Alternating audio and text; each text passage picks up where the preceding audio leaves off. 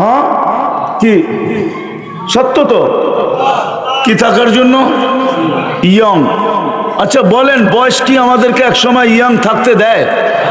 হ্যাঁ কি একটা পর্ব আসে, দাড়ি না থাকলেও দুনিয়া বলে বুড়া, ঠিক না?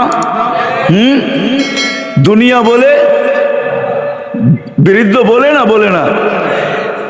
কিন্তু আল্লাহ এই উম্মতকে দাড়ি দিয়েছিলেন জান্নাতে যাওয়ার জন্য। বিশ্বাস হয় না? হ্যাঁ, তাহলে হাদিস কেন আসতো? ইন্নাল্লাহা লা ইয়াস্তাহি যু শাইবাতিন, আল্লাহ লজ্জা পান পাকা দাড়িওয়ালাকে দেখলে। তো আল্লাহ যাকে লজ্জা পান লাম ইউআযিব, আল্লাহ তাকে শাস্তি দেন না। প্রমাণ আছে, কিতাবের ভিতরে লেখা আছে। এক মুহাদ্দিস মারা যাওয়ার পরে আল্লাহ জিজ্ঞাসা করছেন কি নিয়ে আসছস? কি নিয়ে আসছস? কিচ্ছু নিয়ে আসতে পারি না, সাদা দাড়ি নিয়ে আসছি। আল্লাহ রাগ হয়ে গেছে, সাদা দাড়ি? আবার জোরে বলতেছে কিচ্ছু নিয়ে আসি না, সাদা দাড়ি। কেন? আমি না অমুক থেকে শুনলাম, অমুক না অমুক থেকে শুনলো, অমুক না অমুক থেকে শুনলো, অমুক না অমুক থেকে শুনলো, উনি আপনার রসুল থেকে শুনলো, আপনার রসুল জিবরিল থেকে শুনলো, জিবরিল আপনার থেকে শুনলো, তারপরে এই হাদিস বয়ান করলো। আপনি নাকি বলছেন লা ইয়াস্তাহি যু শাইবাতিন, আপনি সাদা দাড়িওয়ালাকে দেখলে লজ্জা পান। আল্লাহ হাইসা দিয়া বলছে সবাই সত্য বলছে, আমিও সত্য বলছি, তোকে মাফ করে দিলাম। মুহাম্মদুর রাসূলুল্লাহ তো আসছিল দাড়ি নিয়ে, এই জন্য যে তার উম্মত দাড়ি পাকাবে আর দাড়ি দেখায় জান্নাতে যাবে। আপনি তো দাড়ি কেটে ইয়ং হইতে চাইতেছেন, রাগ হয়ে গেলেন? কত সহজ। আল্লাহ রসুল তো আসছিলেন এই জন্য যে উম্মত কিছু যদি না করে, 5 ওয়াক্ত নামাজ যদি পড়ে, তা আল্লাহ আমাদের নবীজিকে বলতেছেন আপনার উম্মতকে বলেন 5 ওয়াক্ত নামাজ ওকে করে দিতে। ইদা সালুহা সালুহা সাইরুল আমাল, 5 ওয়াক্ত নামাজ যদি ওকে করে দিল তো আমি জীবন ওকে লেখা দিব, জীবন কমপ্লিট লেখা দিব। আর ছিলেন 5 ওয়াক্ত নামাজ পড়ি জান্নাতে যাওয়ার জন্য। আর যদি কিছু নাও করে, 5 ওয়াক্ত নামাজ যদি পড়ে, উম্মত কয়জন পড়ে? আল্লাহ ডাকে তারপরও তো আসে না, 99 পদের। এই জন্য শেষ কথা, এই উম্মত যদি কিছু নাও করতো না, ও ওসি সাহেবের কথাই ঘুরায় ঘুরায় বলতেছি, কেননা ওয়াজ উনি যেটা করে গেছে ওইটাকে আমি ফিনিশিং দিতেছি। উনি বলে গেছিলেন সময় পেলে আরো বলতেন, কিন্তু ওনারটাই আমি পুরা করে যেতেছি।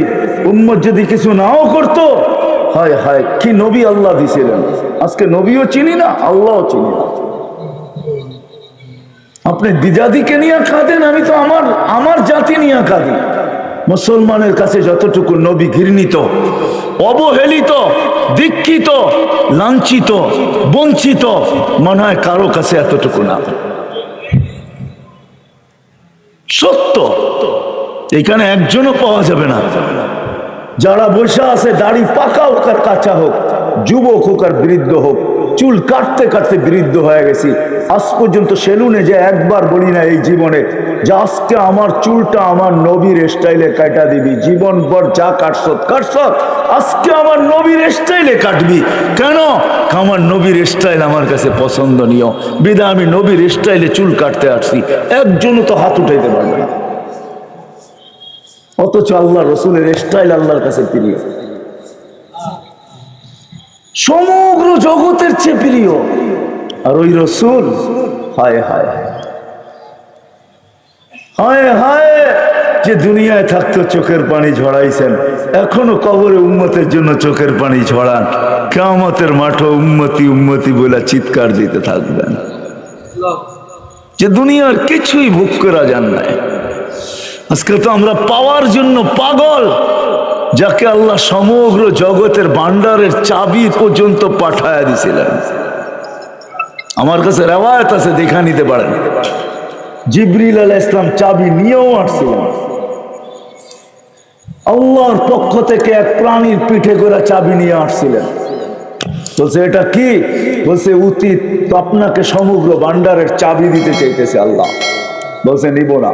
তারপরেই বলছেন অতীত মাফাতিহাস সামাওয়াতি ওয়াল আরদ, আমাকে আকাশ জমিনের ভান্ডারের চাবি দিতে চাইছেন আল্লাহ, আমি নেই নাই। 60-70 বছরের জন্য নিয়ে কি করব? আরেক রেওয়ায়াতে আছে, বলছে এত বড়টা নিবেন না, তাহলে ছোট জীবন যখন ছোটখাটো একটা নেন। সেটা কি?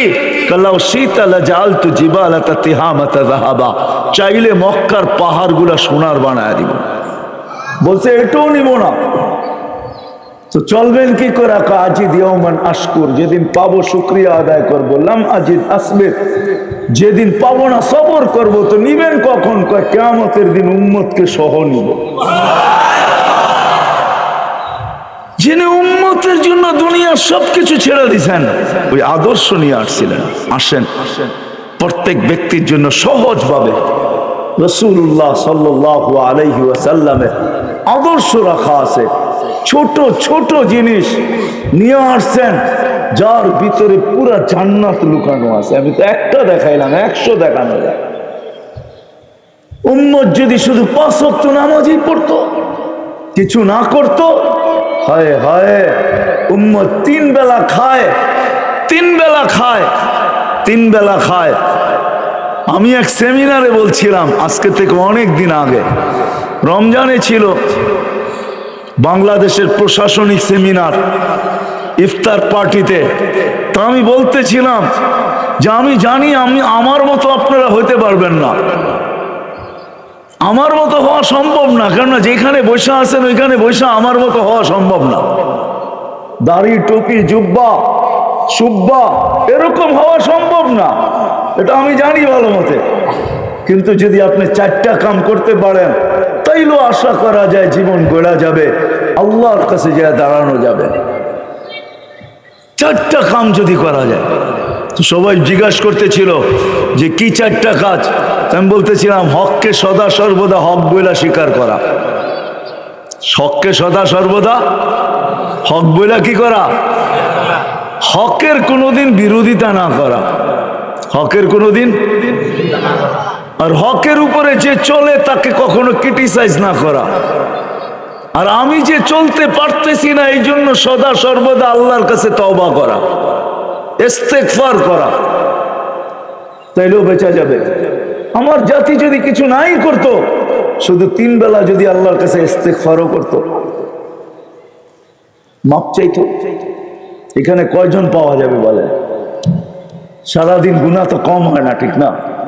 হ্যাঁ, শেষ গুনাহটা তো শোয়ার আগেই হয়, ঠিক না? কি বলেন? দেখাবো, রাগ হয়ে যাবেন? আমাদের অভ্যাসই তো অধিকাংশ যে শেষমেশ খবরটা না দেখলে ঘুম হয় না, ঠিক না? খবর বোঝেন তো? কিসে খবর দেখে? টেলিভিশন তো প্রত্যেক ঘরে ঘরেই এখন, ঠিক না? হ্যাঁ, আবার শুধু টেলিভিশন না, ডিশের লাইনও। আগে প্রত্যেক ঘরে ঘরে না, এখন প্রত্যেক কামরায় কামরায় টেলিভিশন, ঠিক না? কি বলেন? হ্যাঁ, কেন সবারই তো আলাদা আলাদা চ্যানেল দেখতে মনে চায়, ঠিক না? তো ডিশের লাইনও আলাদা আলাদা, আবার কি সবার কামরায় টেলিভিশন এখন, ঠিক না? ছেলে ছেলেরটা দেখে, মেয়ে মেয়েরটা দেখে, মা বাবা মা বাবারটা দেখে। তো শেষমেশ খবরটা দেখেই তো আমাদের ঘুম হয়, ঠিক না? কি বলেন? অধিকাংশ মানুষেরই তো হয়, 2-4 জন নাইলে হবে যাদের হয় না। কিন্তু কয়জন এখানে হবে যে ঘুমানোর আগে হাত 2টা উঠাইয়া এই কথা বইলা ঘুমায় যে মালিক সারা দিন তোমার বিরোধিতা করলাম, এখন ঘুমাইতে চললাম, আসলে তো এটা ঘুম না, এটা মৃত্যু, মরে যেতে পারি ঘুমের ভিতরে, কাল সকালে উঠাইলে উঠবো, নাইলে উঠবো না। কেননা ঘুমের দোয়ায় বলে ঘুম ঘুম না, এটা মউত। যে ইসমিকা আমুতু, তোমার নামে মরতে চললাম, উঠাইলে উঠবো। যখন উঠতে পারে তখন দোয়া পড়ে, আলহামদুলিল্লাহিল্লাযী আহইয়ানা বাদা মা আমাতানা, প্রশংসা আল্লাহর। বলবেন আমরা তো দোয়াই পড়ি না, আবার প্রশংসা বইলা লাভটা কি, ঠিক না? দোয়াই তো শিখি নাই, কিন্তু উচিত ছিল দোয়া পড়া। প্রশংসা ওই আল্লাহর যিনি আমাকে জীবিত করলো মৃত্যুর পরে। যে মরার আগে শুধু হাত 2টা উঠে একটু দোয়া তওবা করবে, আর আল্লাহকে বলবে আল্লাহ সারাদিন আসতে পারি নাই, এরকম একজনও তো আমরা নাই। যে ঘুমানোর আগে ডেলি তওবা করে ঘুমাই? কয়জন পাওয়া যাবে বলেন? এই জন্য আসেন। যদিও সৃষ্টির সেরা সর্বদিকে, আর সৃষ্টির ভিতরে আমরাই অকৃতজ্ঞ। যদিও আল্লাহ আজকে তাকায় তাকায় দেখতেছেন, কিচ্ছু বলেন না, স্বাধীনতা দিছেন বিদায়, কিন্তু না, এই ছোট জীবনটা গোড়া যেতে হবে, কাটায় গেলে চলবে না। যে গোড়া যাবে সেই আল্লাহর কাছে স্থান পাবে, জায়গা পাবে, পরিচয় পাবে, পরিচিতি পাবে, ইজ্জত পাবে, সম্মান পাবে, ওই জান্নাতে ঠিকানা পাবে।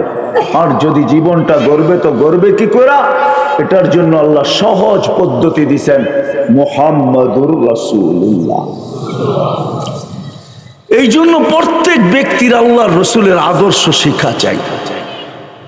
আবার এটার ভিতরে সুযোগও দিছেন, ছাড়ও দিছেন, সুযোগ দিছেন, নাইলে এই হাদিস কোনোদিন আসতো না। আল্লাহ রসুল বসে এক জমানা আসবে, হায় হায়, তোমরা যদি 100 ভাগের 10 ভাগও পুরা করতে পারো তো নাম্বার কিন্তু 10কে 10 দিয়া গুণ করে 100ই দেওয়া হবে। লাউ আমিলতুম উশরা মা উনজিলা বি লানাজা, তোমাদের পার লাগা যাবে। কিন্তু আরেক জায়গায় আরো শর্ট করছেন যে একটা সময় আসবে, মান তামাসসাকা বিসুন্নতি, যেই উম্মত আমার একটা সুন্নত আদর্শ ধরা যদি ঝুলতে ঝুলতে মউত পর্যন্ত আসতে পারে, তা আল্লাহ ওয়াদা করতেছেন ওই ফিতনার সময়, এখনই ওই সময় চলতে শুরু করছে, এখনই ওই সময় যেটা মুসলমানের ঘরে আল্লাহর রসুলের চার কোনো আদর্শ মনে হয় না, দীক্ষিত, ঘৃণিত, অবহেলিত, লাঞ্ছিত, বিতাড়িত আর কোনো আদর্শ না, সব আদর্শ। আমি এরকম ব্যক্তিকে চিনি। আমি ফ্রান্সে 2 বার গেছি। আমি ফ্রান্সে এক মহিলা, এক পুরুষ আর এক মহিলা আমি জানি, নবমুসলিম দুজনই ছিলেন, বাংলাদেশে আসছিলেন, সৌর বিদ্যুতের ইঞ্জিনিয়ার, সে ফ্রান্সিসি। তো আমি দ্বিতীয়বার যখন গেছি তো আমাকে বলতেছিল, ভালো সম্পর্ক আগের থেকেই ছিল, তো বলতেছিল, মুফতি সাহেব তোমাকে আমার ঘরের একটা কাহিনী শোনাবো। আমি বললাম শোনাও। ভালো আরবি জানে, যদিও ফ্রান্সিসি, ফ্রান্সে প্রচুর আরবি আছে, ইসলাম গ্রহণ করার পরে আরবদের সাথে থাকতে থাকতে ভালো আরবি শিখে ফেলছে। বলে আমার স্ত্রীকে নিয়ে তোমাদের দেশে গেছিলাম আমি। আমি বললাম কতদিন ছিল? 40 দিন। আচ্ছা বলো কি বলবা? আমার স্ত্রী আয়েশা বলতেছে, বেলাল তুই আমাকে কোথায় নিয়ে গেলি? যেই জীবনকে থুতু দিয়ে আমরা ইসলামে আসলাম, আমি তো বাংলাদেশে যা দেখলাম অধিকাংশ মেয়েরা ওই জীবনকে জিব্বা দিয়া চাটতে চাইতেছে, যেটাকে আমরা থুতু দিয়ে আসছি। সত্য এটাই, সত্য এটাই মেরে দোস্ত। হাজারো মানুষ এখন থুতু দিয়ে আসতেছে। তো বলছে বেলাল, ওর নাম বেলাল, এখন বলছে বেলাল তুই কোথায় নিয়ে গেছিস আমাকে? যে জীবনকে আমরা থুতু দিয়ে ইসলামে আসলাম, বাংলাদেশে যা দেখতেছি অধিকাংশ মেয়েরা আমাদের ওই থুতু দেওয়া জীবনকে জিব্বা দিয়ে চাটতে চাইতেছে। আমার দিলকে ফেরা ফেলছে, চোখে পানি চলে আসছে, আমার কোনো জবাব ছিল না। সত্য এটাই। আল্লাহর রসুল আদর্শ নিয়ে আসছেন। আসেন শিখি, নিজের জীবনটাকে গড়ে।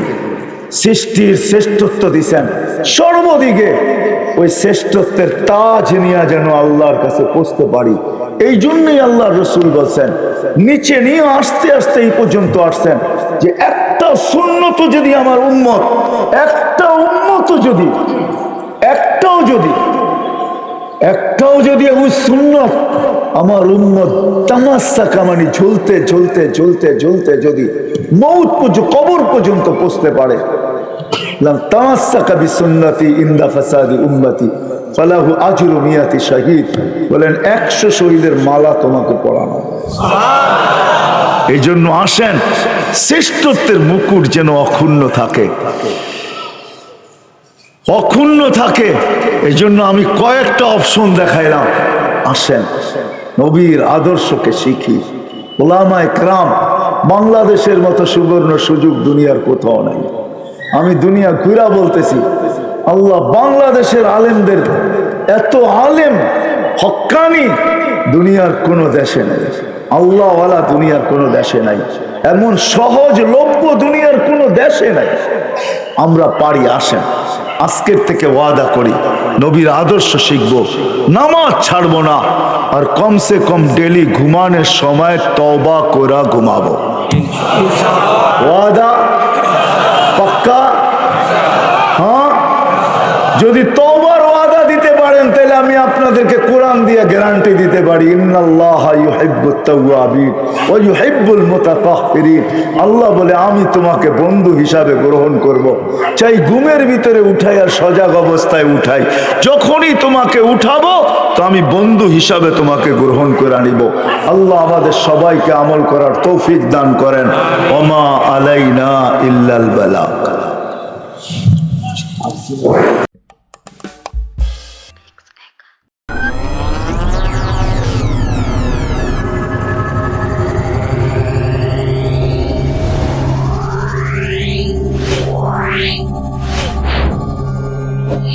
Wow.